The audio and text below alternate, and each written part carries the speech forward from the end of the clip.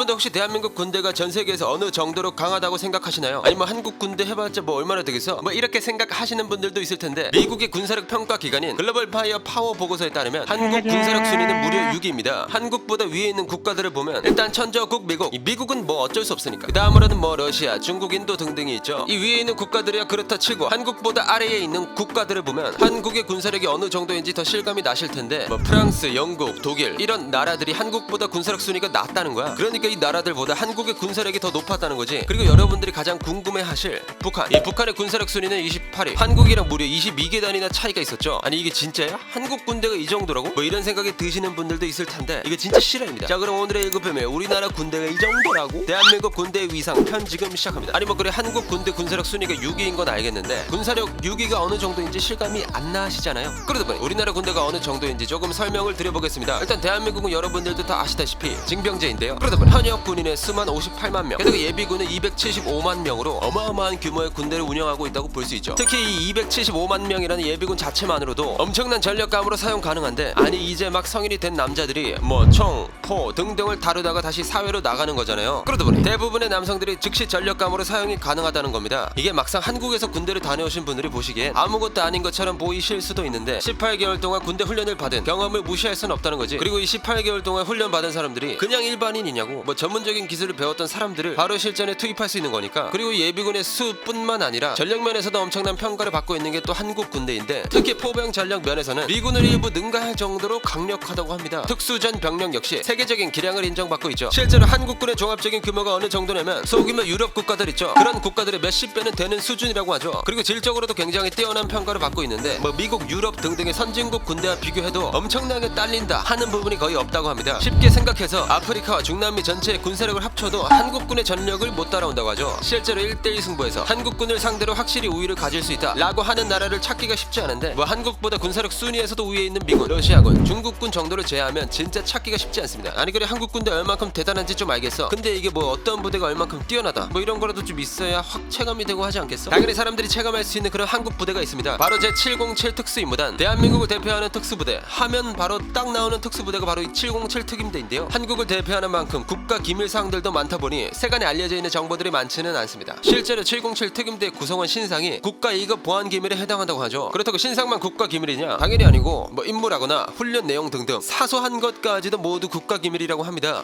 나 저번에 707 특임대 언론 인터뷰하는 거 본 적 있는 것 같은데? 뭐라도 되는 거야? 이게 뭐 특수한 상황이라면 인터뷰를 진행하는 경우도 있는데, 이럴 때조차 항상 마스크를 끼거나 복면을 착용해서 자신의 신분을 감춘다고 하죠. 아니 이 정도로 기밀이면 그냥 존재만 알려져 있고 뭐 알 수 있는 게 없는 거 아니야? 그만큼 뭐 기밀 유지가 중요하다 이런 거지만, 그래도 알려져 있는 게 조금 존재합니다. 대충 그들이 어떤 일을 한다 이 정도의 정보는 공개되어 있죠. 이 707 특임대는 주로 대테러 작전을 수행한다고 하는데, 만약 전쟁이 났다 그러면 엑스파일이라고 하는 비밀 작전을 수행한다고 합니다. 그러다 보니 이들의 훈련 방식 역시 엄청나다고 하죠. 방탄복 있잖아요. 그 방탄복을 조그만하게 자른 뒤에 왼쪽 가슴에 붙입니다. 그리고는 야간 투시경을 착용한 채 어두운 실내 사격장으로 들어가서 훈련을 한다고 하는데요. 그곳에서 서로 왼쪽 가슴에 방탄복을 맞추는 훈련을 한다고 하죠. 그런데 이때 사용하는 총알이 실탄이라는 거야. 그러니까 진짜 목숨 걸고 훈련을 하는 거지. 뭐 당연하게도 이런 훈련 강도가 높다 보니 어느 누구도 범접할 수 없는 최상의 특수부대원이 될 수 있는 것 같습니다. 실제로 이 707 특임대는 미국의 델타포스, 영국의 SAS 등의 특수부대원들과 연합해 전지 훈련이라든가 위탁 교육 등의 일을 같이 하기도 하는데요. 세계 최강 특수부대인 델타포스 출신 교관이 이런 말까지 한 적이 있습니다. 707 특임대는 함께 훈련해본 부대 중 가장 뛰어난 부대입니다.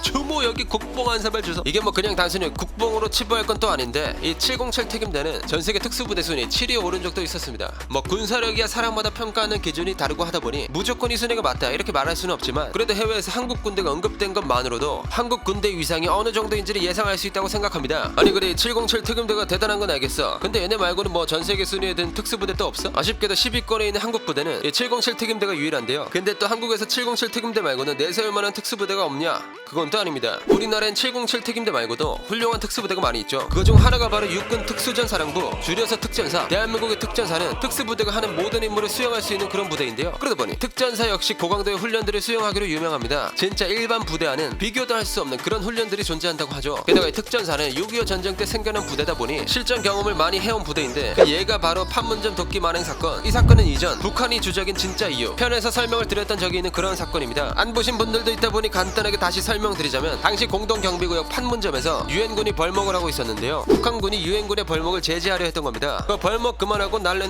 가시라요. 뭔 소리야, 너네한테 이거 벌목한다고 허락 받았잖아. 그건 난 모르겠고 듣기 싫으면 얼른 가시라요. 뭐 이렇게 협박을 하게 된 거야. 근데 또 유엔군의 이를 무시하게 되는데, 그러자 북한군이 유엔군 장병들을 상대로 폭행을 하기 시작한 거지. 결국 도끼로 보니파스 대위에 머리를 찍어서 살해하기까지 합니다. 이게 보통 큰일이 난 게 아니잖아요. 유엔군 장교를 죽인 거니까. 그러다 보니 미국은 항모 전단을 한반도로 끌고 오는 등 전쟁 분위기가 조성되었는데, 북한도 와 이건 진짜 됐다 싶었는지 김일성이 직접 유감을 표하게 됩니다. 이렇게 전쟁으로 흘러갈 뻔했던 이 사건에서 대한민국 특전사가 투입되기도 했죠. 그리고 1996년에도 큰 사건이 일어나 대한민국의 특전사가 투입되었는데, 바로 강릉 무장공비 침투 사건. 북한 잠수함이 강릉 동해안 일대에 침투하여 정찰 공작 활동을 벌이게 되는데요. 그들의 목적은 대통령 암살. 그렇게 저격조만 상륙하고 승조원과 잠수함은 복귀하려다가 잠수함이 자체되어 버리는데, 아니 이거 어떡하지? 우리 북한으로 어떻게 갑니까? 뭐 이랬던 거지. 어쩔 수 없이 잠수함에 타고 있던 나머지 승조원들도 내리게 되는데, 원래 저격조는 그렇다 치는데 승조원 얘네들까지 달고 다니면서 성공하기에는 대통령 암살이 보통 일이 아니잖아요. 그러다 보니 이 저격조는 저격조 역할이 불가능한 인원들을 싹 정리하게 됩니다. 그렇게 저격조만으로 임무를 수행하게 되는데, 근데 이 잠수함이 안 보이겠냐고. 결국 북한의 잠수함이 발견되면서 무장공비 소탕 작전이 시작되었죠. 그렇게 이 작전에 특전사가 투입되어서 모든 소탕이 완료되었습니다. 이렇게 한국 내에서 벌어진 굵직굵직한 사건에 투입된 특전사였는데, 현재는 한국을 넘어 해외에서도 임무를 수행하고 있다고 하죠. 그리고 이 특전사와 함께 대한민국 최고의 부대로 불리는 특수부대가 하나 더 있는데요. 바로 해군 특수전 전단 UDT-SEAL. 여러분들 미국의 네이비실 들어본 적 있으시죠? 이 네이비실과 그 모체 부대인 UDT를 모델로 창설된 부대가 바로 UDT-SEAL입니다. 창설된 당시에는 뭐 수중 폭파 작전이나 북파 공작 임무를 수행했는데, 근데 이 실이 뭔지 궁금하신 분들도 있을 거예요. 이게 뭐냐면 바다 C의 SE, 공중 에어의 A, 육지 랜드의 L이 합쳐진 말입니다. 그러니까 산전, 수중, 공중전 다 겪어봤어를 할 수 있는 사람들이라는 거지. 그러다 보니 이 UDT-SEAL의 요원이 되기 위해서는 엄청나게 힘든 수료 과정을 거쳐야 하는데요. 가장 기초반의 수료율이 40%, 절반도 채 되지 않습니다. 뭐 심할 때는 20%밖에 안 된다고도 하죠. 당연히 이걸 통과한 뒤에도 혹독한 훈련들이 기다리고 있습니다. 이렇게 UDT-SEAL의 요원이 되기조차 어마어마하게 힘든데요. 그러다 보니 실전에서의 화력도 엄청납니다. 그 대표적인 예가 바로 아덴만 여명 작전. 이 작전 역시 이전 대한민국 국방력이 200% 올랐던 레전드 사건 편에서 설명드린 적이 있는데, 못 보신 분들을 위해 간단하게 다시 설명드리자면, 2011년 대한민국의 3호 주얼리호가 소말리아 해적에게 납치되게 됩니다. 이 해적들은 배를 소말리아로 끌고 가기 시작했는데, 더 이상의 납치를 용납할 수 없다. 당시 대통령이었던 이명박 대통령은 청해부대 소속 UDT-SEAL을 투입해 해군 소탕과 인질 구출을 명령합니다. 결국 UDT-SEAL 팀은 배 승선에 인질 구출 및 진압 작전을 펼치는데요. 장장 5시간이 걸린 이 작전은 매우 성공적으로 마무리되게 되죠. 해적들과의 교전 끝에 해적 8명을 사살하고 5명을 생포했던 거야. 물론 안타깝게도 우리 UDT-SEAL 팀에서 3명의 부상자가 나오긴 했지만, 아군과 인질 그 어느 쪽에서도 사망자가 나오지 않은 채 성공적으로 끝이 나게 됩니다. 진짜 엄청난 성과를 거뒀던 거지. 이렇게 이 아덴만 여명 작전에서 해군 특수전 전단 UDT-SEAL의 위험을 전 세계에 알릴 수 있었는데요. 이뿐만 아니라 다른 사건에서도 알 수 있듯 대한민국의 특수부대, 더 나아가 대한민국의 군대가 얼마만큼의 위상을 가지고 있는지 알 수 있었습니다. 자, 그럼 밤낮 없이 대한민국을 지키기 위해 고생하시는 군인분들께 감사드리며 오늘의 1급 비밀 마치도록 하겠습니다. 그럼 다음에 또 다른 진실만을 담아 서로 1급 비밀 파일 들고 찾아오도록 하겠습니다. 감사합니다.